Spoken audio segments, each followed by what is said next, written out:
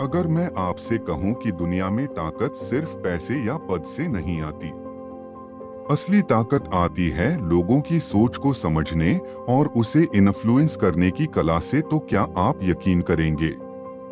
क्या आपने कभी महसूस किया है कि कुछ लोग कमरे में आते ही माहौल अपने कंट्रोल में ले लेते हैं, बिना आवाज ऊंची किए, बिना बहस किए, सिर्फ अपने प्रेजेंस और स्ट्रेटजी से? और वहीं कुछ लोग पूरी मेहनत के बाद भी इग्नोर कर दिए जाते हैं। फर्क सिर्फ नॉलेज का नहीं होता, फर्क माइंडसेट का होता है। आज की इस वीडियो में हम बात करेंगे मास्टर मकियावेलियन माइंडसेट की, एक ऐसा सोचने का तरीका जो आपको सिखाएगा कि दुनिया को जैसी है वैसा देखो, जैसा आप देखना चाहते हो वैसा नहीं। यहाँ हम आइडियलिज्म की नहीं, रियलिटी की बात करेंगे। हम समझेंगे कि परसेप्शन कैसे पावर बनता है, साइलेंस कैसे वेपन बनता है, इमोशंस को कंट्रोल करना क्यों टैक्टिकल एडवांटेज देता है, और टाइमिंग कैसे जीत और हार के बीच की पतली रेखा बन जाती है। आप सीखेंगे कि लोगों को पढ़ना कैसे है, उनके हिडन मोटिव्स कैसे पहचानने हैं, कब बोलना है और कब चुप रहना है, कब रिस्क लेना है और कब इंतजार करना ही सबसे बड़ी स्ट्रेटजी होती है।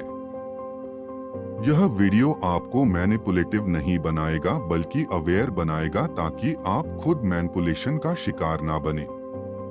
आप समझ पाएंगे कि इन्फ्लुएंस कैसे बिल्ड होता है, अथॉरिटी कैसे क्रिएट होती है और रिस्पेक्ट कैसे अर्न किया जाता है बिना किसी दिखावे के। अगर आप बिजनेस में हैं, पॉलिटिक्स में इंटरेस्ट रखते हैं, लीडरशिप सीखना चाहते हैं या बस लाइफ में स्ट्रांग बनना चाहते हैं, तो यह माइंडसेट आपके लिए गेम चेंजर साबित हो सकता है।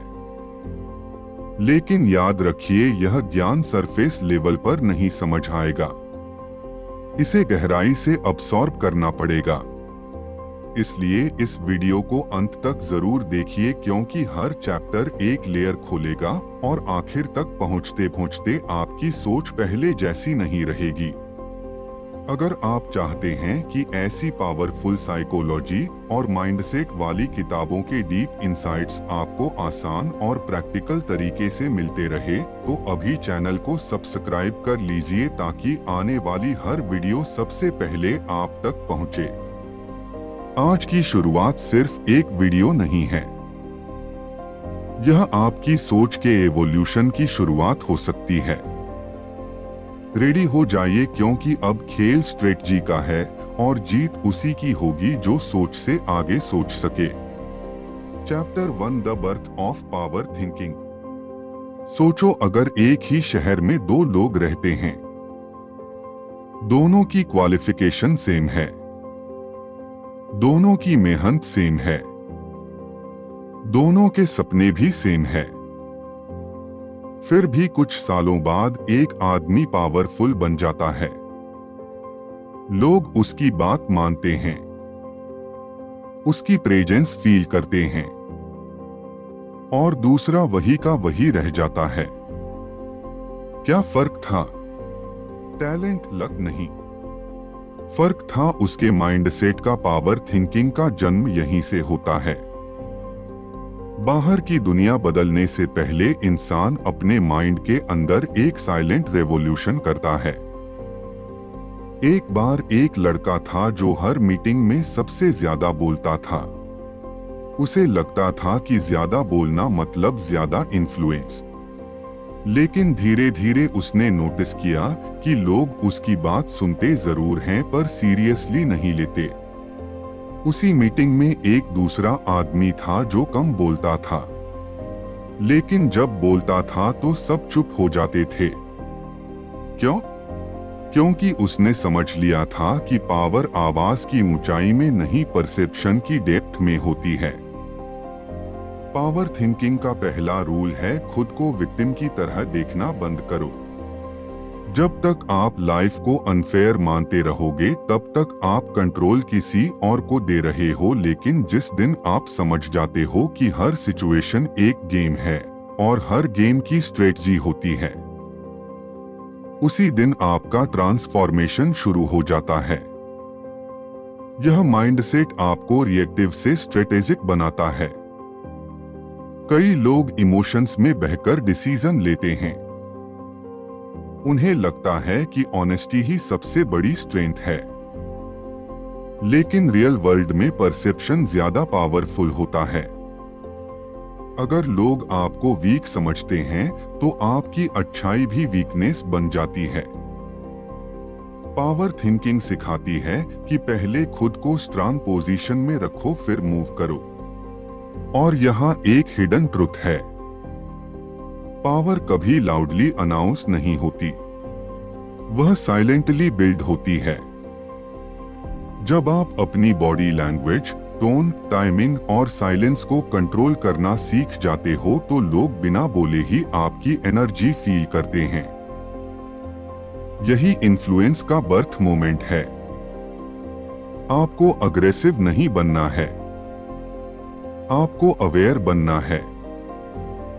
आपको हर सिचुएशन को इमोशन से नहीं साइकोलॉजी से देखना है। जब आप समझ जाते हो कि लोग एक्शन से ज्यादा परसेप्शन पर रिएक्ट करते हैं, तब आप गेम के रूल्स बदल देते हो। याद रखो, पावर थिंकिंग ओवरनाइट नहीं आती, यह कंसिस्टेंसी से बनती है। हर दिन खुद को ऑब्जर्व करो, कहां आप अननेसेसरी रिएक्ट कर रहे हो, कहां आप ओवर एक्सप्लेन कर रहे हो। जहां आप खुद को प्रूव करने की कोशिश करते हो वहीं आपकी पावर कम हो जाती है। रियल स्ट्रेंथ को प्रूव करने की जरूरत नहीं होती, यही पावर थिंकिंग का जन्म है। जब आप समझ जाते हो कि असली गेम बाहर नहीं अंदर चल रहा है, और जिस दिन आप अपने माइंड को कंट्रोल कर लेते हो उसी दिन से दुनिया आपको अलग नजर से देखने लगती है। Chapter 2, control the narrative, control the world. दोस्तों, एक छोटी सी कहानी सुनो। एक कंपनी में 2 मैनेजर्स थे। दोनों की परफॉर्मेंस ऑलमोस्ट सेम थी, लेकिन प्रमोशन सिर्फ एक को मिला। दूसरा हैरान था, मैंने भी उतना ही काम किया, फिर क्यों नहीं? फर्क काम में नहीं था, फर्क नैरेटिव में था। पहले मैनेजर ने सिर्फ काम नहीं किया, उसने परसेप्शन बिल्ड किया। उसने सही लोगों के सामने सही टाइम पर अपनी प्रेजेंस दिखाई। उसने अपनी स्टोरी खुद लिखी और दुनिया ने वही स्टोरी मान ली। यही गेम है जो नैरेटिव कंट्रोल करता है, वही रिजल्ट कंट्रोल करता है। सच क्या है? यह हमेशा मैटर नहीं करता। लोगों को क्या दिखता है, क्या सुनाई देता है, क्या फील होता है, वही रियलिटी बन जाती है। अगर आप अपनी इमेज डिफाइन नहीं करते तो कोई और आपके बारे में स्टोरी बना देगा, और अक्सर वह स्टोरी आपके फेवर में नहीं होती। सोचो, सोशल मीडिया पर कितने लोग एवरेज लाइफ जी रहे होते हैं, लेकिन उनकी ऑनलाइन इमेज पावरफुल दिखती है। क्यों? क्योंकि उन्होंने फ्रेमिंग समझ ली है, उन्होंने हाईलाइट दिखाना सीखा है, स्ट्रगल नहीं। रियल लाइफ भी कुछ ऐसी ही है। अगर आप हर जगह अपनी प्रॉब्लम्स डिस्कस करोगे तो लोग आपको प्रॉब्लम पर्सन मान लेंगे, लेकिन अगर आप काम, फोकस्ड और ओरिएंटेड दिखते हो तो लोग आपको लीडर समझने लगेंगे। नैरेटिव कंट्रोल करने का मतलब फेक बनना नहीं है, इसका मतलब है स्मार्ट पोजीशनिंग। आपको डिसाइड करना है कि लोग आपको कैसे देखें, वीक, कंफ्यूज्ड या कंपोज्ड और स्ट्रेटेजिक। यह कंट्रोल आपकी बॉडी लैंग्वेज, टोन, टाइमिंग और वर्ड्स में छुपा होता है। एक कॉन्फिडेंट पॉज कई बार 1000 वर्ड्स से ज्यादा पावरफुल होता है। एक लड़का था जो हमेशा अपनी अचीवमेंट्स एक्सप्लेन करता रहता था। उसे लगता था ट्रांसपेरेंसी ट्रस्ट बनाती है, लेकिन धीरे धीरे लोगों ने उसे सीरियसली लेना बंद कर दिया। फिर उसने अप्रोच बदली। उसने बोलना कम किया, रिजल्ट दिखाना शुरू किया। उसने हर जगह खुद को प्रेजेंट नहीं किया बल्कि सेलेक्टिव प्रेजेंस रखी। सडनली लोगों का बिहेवियर बदल गया, रिस्पेक्ट बढ़ गया। क्यों? क्योंकि नैरेटिव शिफ्ट हो गया। याद रखो, दुनिया फैक्ट से ज्यादा स्टोरीज पर चलती है। अगर आप खुद की स्टोरी कॉन्शियसली डिजाइन नहीं करोगे तो रैंडम इवेंट्स आपकी आइडेंटिटी बना देंगे। स्ट्रेटेजिक लोग हर सिचुएशन में सोचते हैं, इस मोमेंट को फ्रेम कैसे करना है, मुझे विक्टिम दिखना है या लीडर। और यहाँ एक डीप ट्रुथ है, नैरेटिव सिर्फ दूसरों के लिए नहीं, खुद के लिए भी होता है। अगर आप खुद को बार बार अनलकी या वीक बोलते हो तो आपका माइंड भी वही मान लेता है। लेकिन जिस दिन आप अपनी इंटरनल स्टोरी चेंज करते हो उस दिन आपकी एनर्जी बदल जाती है। कंट्रोल द नैरेटिव और आप सिर्फ लोगों की सोच नहीं, अपना फ्यूचर भी कंट्रोल करने लगोगे। यही पावर का नेक्स्ट लेवल है। Chapter 3 the art of strategic silence. दोस्तों, क्या आपने कभी नोटिस किया है, जो लोग सबसे ज्यादा पावरफुल होते हैं वह सबसे कम बोलते हैं। वह हर आर्गुमेंट में कूदते नहीं, हर सवाल का तुरंत जवाब नहीं देते, फिर भी उनकी वैल्यू कम नहीं होती बल्कि बढ़ती है। क्यों? क्योंकि उन्होंने स्ट्रेटेजिक साइलेंस की आर्ट सीख ली है। एक बार एक बिजनेस मीटिंग में दो लोग आमने सामने बैठे थे। एक हर पॉइंट पर रिएक्ट कर रहा था, अपनी इंटेलिजेंस प्रूव करने की कोशिश कर रहा था। दूसरा बस सुन रहा था, फोकस्ड, बीच बीच में बस एक छोटा सा क्वेश्चन पूछ देता था। मीटिंग खत्म हुई और डिसीजन उसी शांत आदमी के फेवर में गया। क्यों? क्योंकि जिसने कम बोला उसने ज्यादा ऑब्जर्व किया, और जिसने ज्यादा ऑब्जर्व किया उसने गेम समझ लिया।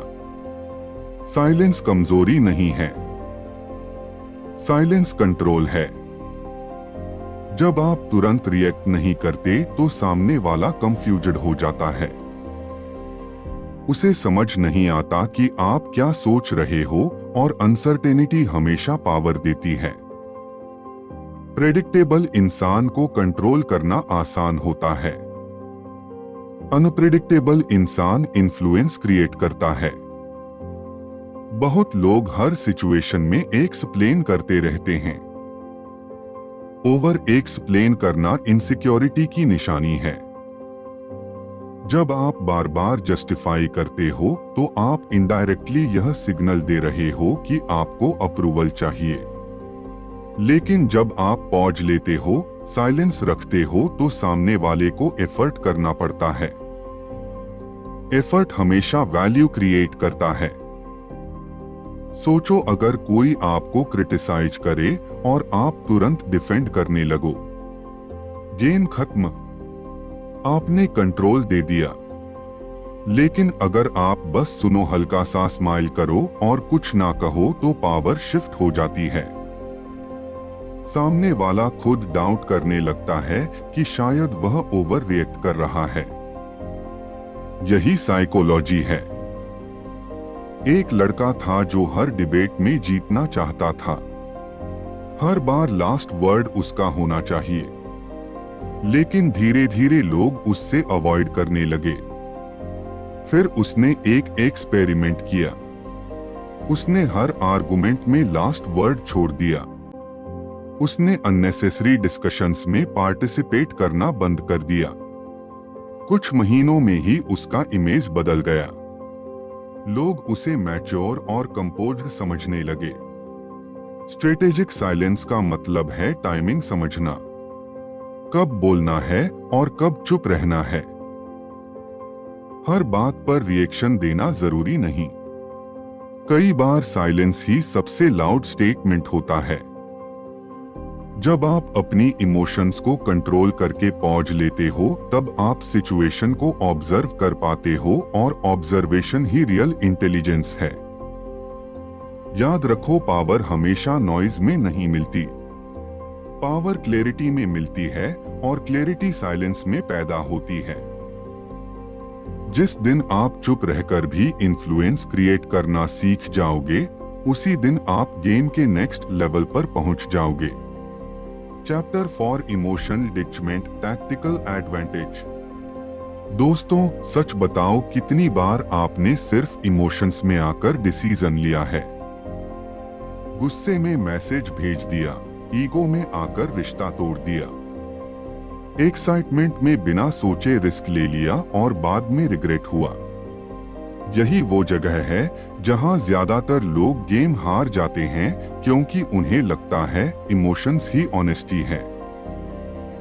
लेकिन रियल वर्ल्ड में अनकंट्रोल्ड इमोशंस वीकनेस बन जाते हैं। टैक्टिकल एडवांटेज हमेशा उसी के पास जाता है जो काम में रहता है। एक छोटी सी कहानी समझो। एक स्टार्टअप में 2 को-फाउंडर्स थे। जब इन्वेस्टर ने उनकी आइडिया को रिजेक्ट किया, पहला को-फाउंडर फ्रस्ट्रेटेड हो गया। उसने इन्वेस्टर को आर्ग्यू करना शुरू कर दिया, प्रूफ करने लगा कि वह सही है। दूसरा को-फाउंडर चुप रहा। उसने नोट्स बनाए, इन्वेस्टर की टोन ऑब्जर्व की और कामली बोला, वी अप्रिशिएट द फीडबैक। कुछ हफ्तों बाद वही इन्वेस्टर दूसरे को फाउंडर से प्राइवेटली मिला और डील उसी के साथ हुई। क्यों? क्योंकि इन्वेस्टर को आइडिया से ज्यादा टेम्परामेंट चाहिए था। इमोशनल डिटैचमेंट का मतलब कोल्ड या हार्टलेस बनना नहीं है। इसका मतलब है रिएक्शन और रिस्पांस के बीच स्पेस बनाना। जब आप तुरंत रिएक्ट नहीं करते, तो आप सिचुएशन को ऊपर से देख पाते हो, जैसे चेस का प्लेयर हर मूव से पहले पूरा बोर्ड देखता है। अगर वह सिर्फ एक पीस पर फोकस करें तो गेम हार जाएगा। लोग अक्सर आपको प्रोवोक करेंगे, क्रिटिसाइज करेंगे, टेस्ट करेंगे। अगर आप हर बार ट्रिगर हो जाते हो, तो सामने वाला समझ जाता है कि आपका कंट्रोल उसके हाथ में है। लेकिन जब आप न्यूट्रल रहते हो, एक्सप्रेशन स्टेडी रखते हो, टोन काम रखते हो, तो सामने वाला कंफ्यूज्ड हो जाता है। उसे समझ नहीं आता कि आपको कैसे मैनिपुलेट करें। यही साइकोलॉजिकल शील्ड है। एक लड़का था जो हर छोटी बात पर हर्ट हो जाता था। ऑफिस में किसी ने मजाक किया तो वह डेज तक अपसेट रहता। फिर उसने खुद को ट्रेन करना शुरू किया। उसने ऑब्जर्व किया कि लोग मजाक में भी पावर टेस्ट करते हैं। उसने डिसाइड किया कि अब वह रिएक्ट नहीं करेगा। धीरे धीरे लोगों का बिहेवियर बदल गया, क्योंकि उन्हें रिएक्शन मिलना बंद हो गया। रिएक्शन खत्म, कंट्रोल खत्म। इमोशनल डिटैचमेंट आपको क्लैरिटी देता है। जब फीलिंग्स क्लाउड नहीं करती, तब डिसीजन शार्प होता है। रिस्क लेना हो या वेट करना हो, टाइमिंग सही होती है। स्ट्रेटेजिक लोग पहले सिचुएशन को फील नहीं एनालाइज करते हैं। याद रखो, जो खुद को कंट्रोल नहीं कर सकता, वो दुनिया को कंट्रोल नहीं कर सकता। पावर बाहर की लड़ाई नहीं है, यह अंदर की ईस्ट है।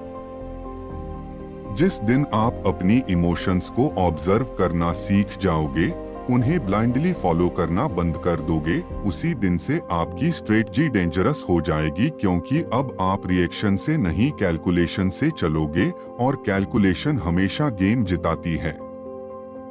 Chapter 5 reading people like an open book.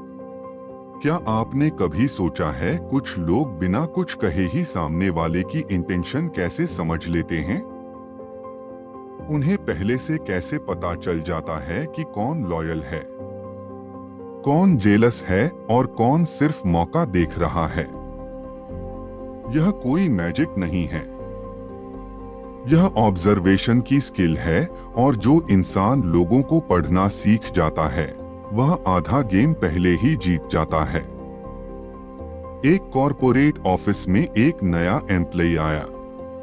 Smart था, कॉन्फिडेंट था, वर्ड्स भी स्ट्रांग थे। सबको लगा यह जल्दी ग्रो करेगा। लेकिन एक सीनियर क्वाइटली उसे ऑब्जर्व कर रहा था। वह देख रहा था कि यह एम्प्लॉय बॉस के सामने अलग बिहेव करता है और जूनियर्स के सामने अलग। प्रेज सुनकर उसकी बॉडी लैंग्वेज बदल जाती है। क्रिटिसिज्म पर उसका टोन शार्प हो जाता है। सीनियर ने कुछ नहीं कहा, बस नोट करता रहा। कुछ महीनों बाद प्रमोशन का टाइम आया। टैलेंट होते हुए भी वो एम्प्लॉय स्किप हो गया। क्यों? क्योंकि उसे पढ़ लिया गया था। लोग वर्ड से कम पैटर्न से ज्यादा रिवील होते हैं। कोई क्या बोलता है उससे ज्यादा इंपॉर्टेंट है कि वह कंसिस्टेंटली कैसे बिहेव करता है। रीडिंग पीपल का मतलब है माइक्रो सिग्नल्स पकड़ना। आई कांटेक्ट कितना स्टेबल है, स्माइल जेन्युइन है या फोर्स्ड, साइलेंस में वो कंफर्टेबल है या रेस्टलेस। यह छोटी छोटी डिटेल्स बहुत कुछ बता देती हैं। बहुत लोग सरफेस लेवल पर ट्रस्ट कर लेते हैं।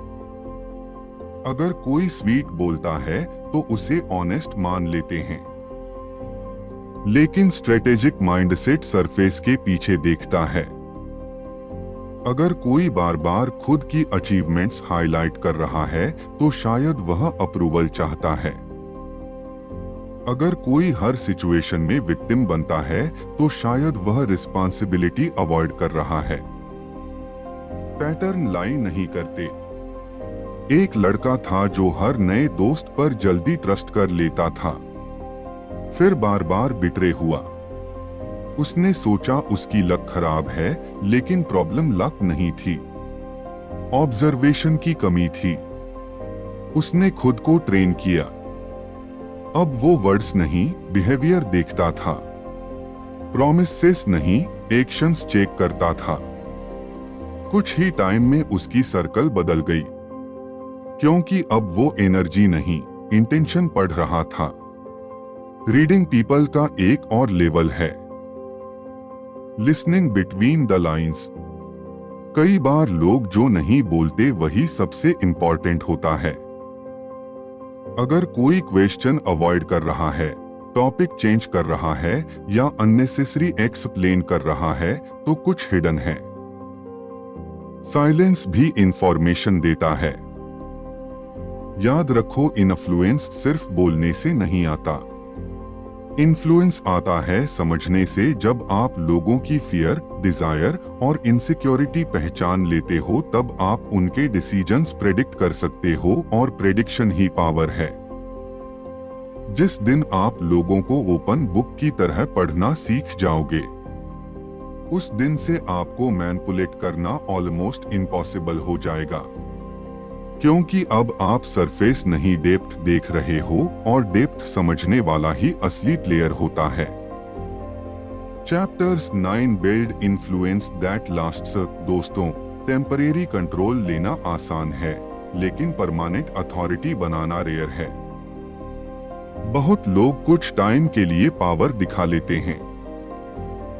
लाउड वॉइस, अग्रेसिव बिहेवियर, थोड़ा सा सक्सेस और उन्हें लगता है अब लोग हमेशा फॉलो करेंगे। लेकिन सच यह है कि फियर से मिला कंट्रोल शॉर्ट टर्म होता है। रिस्पेक्ट से बना इन्फ्लुएंस लॉन्ग टर्म होता है। एक बिजनेसमैन था जो अपनी कंपनी में सबको डरा कर रखता था। एम्प्लॉयज उससे डरते थे, उसकी प्रेजेंस में चुप रहते थे। काम हो जाता था, लेकिन लॉयल्टी जीरो थी। जैसे ही मार्केट में थोड़ा क्राइसिस आया, हाफ टीम उसे छोड़कर चली गई। क्योंकि फियर कनेक्शन नहीं बनाता। फियर सिर्फ कंप्लायंस बनाता है, और कंप्लायंस टेम्परेरी होता है। उसी शहर में एक दूसरा लीडर था। वह भी स्ट्रिक्ट था, लेकिन कंपोज्ड। वो हर डिसीजन एक्सप्लेन नहीं करता था, पर कंसिस्टेंट रहता था। उसकी टोन स्टेडी, एक्शंस प्रेडिक्टेबल और स्टैंडर्ड्स क्लियर थे। लोग उससे डरते नहीं थे, रिस्पेक्ट करते थे। जब मुश्किल टाइम आया उसकी टीम उसके साथ खड़ी रही। यही डिफरेंस है कंट्रोल और इन्फ्लुएंस में। लास्टिंग इन्फ्लुएंस बिल्ड करने के लिए कंसिस्टेंसी सबसे पावरफुल स्ट्रेटजी है। अगर आपका बिहेवियर रोज बदलता है तो लोग कंफ्यूज्ड हो जाते हैं। कंफ्यूजन ट्रस्ट डिस्ट्रॉय करता है। लेकिन जब आपकी एनर्जी स्टेबल होती है, आपके प्रिंसिपल्स क्लियर होते हैं, तो लोग आपको सीरियस लेना शुरू कर देते हैं। एक लड़का था जो हर वीक अपना पर्सनालिटी बदल लेता था। कभी अग्रेसिव, कभी ओवर फ्रेंडली, कभी साइलेंट। उसे लगता था फ्लेक्सिबिलिटी स्मार्टनेस है, लेकिन लोग उसे अनरिलायबल समझने लगे। फिर उसने खुद को स्टडी किया। उसने डिसाइड किया कि वह काम रहेगा, ओवर रिएक्ट नहीं करेगा, अननेसेसरी प्रॉमिसेस नहीं करेगा। धीरे धीरे उसका इमेज स्टेबल बन गया और स्टेबल इमेज ही अथॉरिटी की फाउंडेशन है। इन्फ्लुएंस बिल्ड करने के लिए आपको विजिबल भी रहना है, लेकिन डेस्परेट नहीं।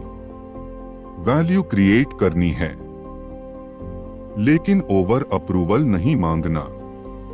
जब लोग देखते हैं कि आप सेल्फ कंट्रोल्ड हो, इमोशनली स्टेबल हो और लॉन्ग टर्म सोचते हो, तो वह नेचुरली अट्रैक्ट होते हैं। एक और डीप ट्रुथ समझो, इन्फ्लुएंस फोर्स से नहीं परसेप्शन से बनता है। अगर लोग मानते हैं कि आप डिपेंडेबल हो, स्ट्रेटेजिक हो और प्रेशर में भी कंपोज्ड रहते हो, तो आपकी अथॉरिटी ग्रो होती है। अथॉरिटी अनाउंस नहीं की जाती, अर्न की जाती है।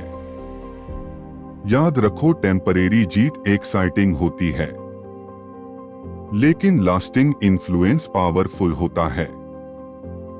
जब आपका प्रेजेंस ही ट्रस्ट और स्ट्रेंथ सिग्नल करें, जब लोग आपकी एब्सेंस में भी आपका स्टैंडर्ड फॉलो करें, तब समझना आपने रियल गेम जीत लिया है। इन्फ्लुएंस जो टाइम के साथ कम नहीं होता, वही असली पावर है। कंक्लूजन। दोस्तों, अब एक पल रुककर सोचो। अगर आपने इन सारी लेयर्स को सच में समझ लिया है, तो आप पहले जैसे नहीं रहे, क्योंकि पावर का असली गेम बाहर नहीं, अंदर शुरू होता है। बर्थ ऑफ पावर थिंकिंग से लेकर स्ट्रेटेजिक साइलेंस तक, इमोशनल डिटैचमेंट से लेकर रीडिंग पीपल तक, और फाइनली लास्टिंग इन्फ्लुएंस तक। यह सिर्फ टेक्निक्स नहीं है, यह एक पूरा माइंडसेट शिफ्ट है। दुनिया सीधी नहीं है। लोग हमेशा वैसा नहीं सोचते जैसा दिखाते हैं। हर जगह परसेप्शन का गेम चल रहा है। जो अवेयर है वह प्लेयर बन जाता है। फर्क बस इतना है, क्या आप रिएक्ट करते हैं या स्ट्रेटजी बनाते हैं? क्या आप हर बात प्रूव करने में लगे रहते हैं या क्वाइटली पोजीशन बिल्ड करते हैं? याद रखो, असली ताकत लाउड नहीं होती, वह सटल होती है। वह हर रूम में अनाउंस नहीं होती, फील होती है। जब आप अपने इमोशंस को कंट्रोल करते हो, जब आप नैरेटिव डिजाइन करते हो, जब आप साइलेंस को वेपन बनाते हो, जब आप लोगों को पढ़ लेते हो, तब आप सिचुएशन से ऊपर उठ जाते हो। तब आप फ्लो में नहीं बहते, आप फ्लो को डायरेक्शन देते हो। लेकिन यहाँ एक अनकंफर्टेबल ट्रुथ है, यह माइंडसेट आसान नहीं है। यह ईगो को चैलेंज करेगा, यह आपको इमोशनली स्ट्रांग बनने पर मजबूर करेगा। कई बार आपको चुप रहना पड़ेगा जब दिल बोलने को कहेगा। कई बार आपको वेट करना पड़ेगा जब इंपेशेंस पुश करेगा। लेकिन यही डिसिप्लिन लॉन्ग टर्म पावर बनाता है। टेम्परेरी जीत हर कोई ले सकता है, परमानेंट अथॉरिटी फ्यू लोग बिल्ड करते हैं। और वो लोग अलग इसलिए नहीं होते क्योंकि उनके पास ज्यादा रिसोर्सेज होते हैं, बल्कि इसलिए क्योंकि उनके पास क्लैरिटी होती है। Clear perception, clear strategy, clear control. आज से डिसाइड करो, आप लाइफ को रैंडम इवेंट्स की तरह नहीं जियोगे। आप हर सिचुएशन को ऑब्जर्व करोगे, एनालाइज करोगे, पोजीशन करोगे।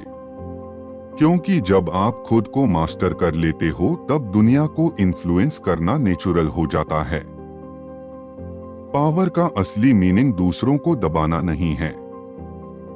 पावर का मतलब है खुद को इतना स्टेबल बनाना कि कोई आपको आसानी से शेक ना कर सके। जब आपकी प्रेजेंस का काम हो, आपकी थिंकिंग शार्प हो और आपका बिहेवियर कंसिस्टेंट हो, तब इन्फ्लुएंस ऑटोमेटिकली बिल्ड होता।